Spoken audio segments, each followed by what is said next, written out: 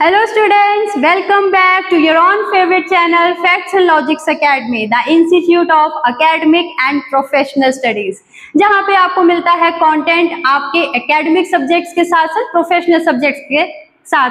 ठीक है, तो आज हम लोग करने वाले हैं एक्सरसाइज 1.2 का सेकंड क्वेश्चन, क्योंकि लास्ट क्लास में मैंने आपको बता दिया है क्वेश्चन नंबर 1 की वीडियोस ऑलरेडी अवेलेबल है। क्वेश्चन नंबर 1 समझना है तो आप वीडियो देख सकते हैं, और पूरा का पूरा चैप्टर का कॉन्सेप्ट समझना है तो उसके लिए भी एक बहुत अच्छा conceptual based long video available है, उसका लिंक मैं आपको डिस्क्रिप्शन बॉक्स में डाल दूंगी। तो बच्चों, इसके साथ एक चीज मैं आपको और बता दूं कि किसी भी बच्चे को 9, 10th, 11th, 12th पे बेस्ड अगर एनसीईआरटी क्वेश्चंस वाइज अगर आपको सॉल्यूशंस चाहिए तो डू सब्सक्राइब आवर चैनल। यहाँ पे आपको 9th ऑनवर्ड सारा कंटेंट मिलेगा, 9th ऑनवर्ड से नहीं 7th onward, 7, 8, 9, 10th, 11th and 12th, तो सारी क्लासेस का सारे सब्जेक्ट्स का कंटेंट अवेलेबल है। Do check our videos and please subscribe our channel facts and logics academy. तो बच्चों, अब शुरू करते हैं अपना क्वेश्चन नंबर 2 एक्सरसाइज 1.1। चलो, तो अब सेकंड क्वेश्चन है 1.1 का, find 6 rational numbers between 3 and 4। Easy question है ना? तो इजी क्वेश्चन है, इसको एक बार जल्दी से इसको कर लेते हैं। कह रहे कि आपको 6 रैशनल नंबर्स फाइंड आउट करने हैं। 6 रैशनल नंबर्स आपको फाइंड आउट करने हैं 3 और 4 के बीच में। अब देखो, ये जो नंबर्स है बेटा कितने क्लोज है ना, 3 and 4। अगर आप नंबर लाइन पे इमेजिन करोगे तो आप बोलोगे मैम 3 के बाद तो सीधा 4 आ जाता है। तो हमें रैशनल नंबर्स फाइंड करने हैं, but there is no need to worry. जितना ये दिख रहा है ऐसा नहीं है कि उसके बीच में रैशनल नंबर कोई भी नहीं होगा। There can be infinite rational numbers between 3 and 4। ठीक है, कैसे अभी हम इसको देखते हैं सॉल्व करके। सो बेटा, सबसे पहले आप लोगों को ये समझना पड़ेगा, हमें पता ही है समझना क्या है ना। अगर 3 है जिसका डिनोमिनेटर कुछ नहीं है, we consider it as 1, and here also 4 का भी डिनोमिनेटर नहीं है तो हम उसको 1 मान लेते हैं। सिंपल है।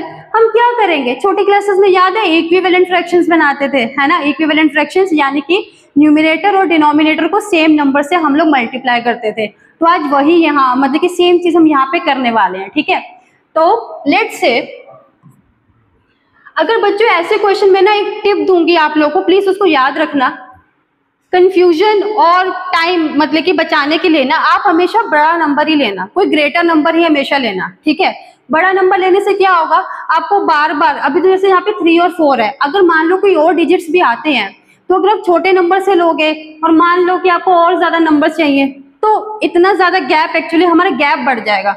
कहने का मतलब है अगर हम किसी बड़े नंबर से मल्टीप्लाई और डिवाइड करते हैं तो हमारा जो गैप होता है ना, बीच में इंटरवल इतना बढ़ जाता है कि we can have lot many rational numbers. ठीक है, तो वही आज हम यहाँ पे कर रहे हैं। तो 6 रैशनल नंबर्स हमें चाहिए, तो make it divide by 10। We go 30 and 10। यहाँ भी हम सेम करेंगे, क्योंकि देखो इक्विवेलेंट का मतलब क्या होता है, इक्विवेलेंट का मतलब होता है दैट मेक श्योर कि जो आपका डिनोमिनेटर है ना ये सेम होना चाहिए बेटा। ठीक है, डिनोमिनेटर सेम होना चाहिए। जब भी याद रखो आपको 2 रैशनल नंबर्स के बीच में और रैशनल नंबर्स फाइंड आउट करने हैं, so make sure that denominator should be same. अगर डिनोमिनेटर सेम होगा तो आप बहुत सारे रैशनल नंबर्स निकाल सकते हो, you are good to go. Now let's start.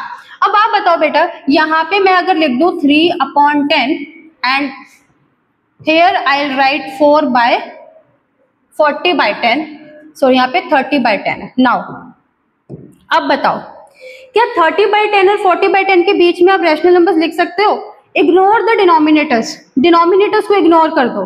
Denominators को इग्नोर करो तो बताओ 30 और 40 के बीच में रैशनल नंबर्स है हमारे पास? बिल्कुल है मैम। कैसे? 31/10, 32/10, ठीक है, 33/10, 34/10, 35/10, 36/10। बट हमें कितनी चाहिए? 6 लिखनी है, तो हम 6 लिख देते हैं।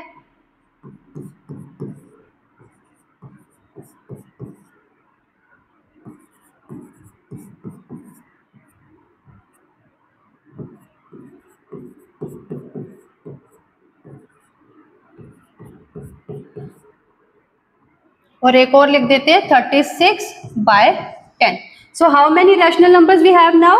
1, 2, 3, 4, 5 and 6. So it was a simple and easy question, but make sure don't ignore these questions, because definitely you are going to get or you are going to face this in examination. Specially MCQs वाले जो questions आते हैं बेटा, उसमें पक्का इस बहुत सारे चांसेस है कि ये क्वेश्चन आपके पास आ सकता है, ठीक है. So don't ignore small and easy questions, ठीक है. Good bye.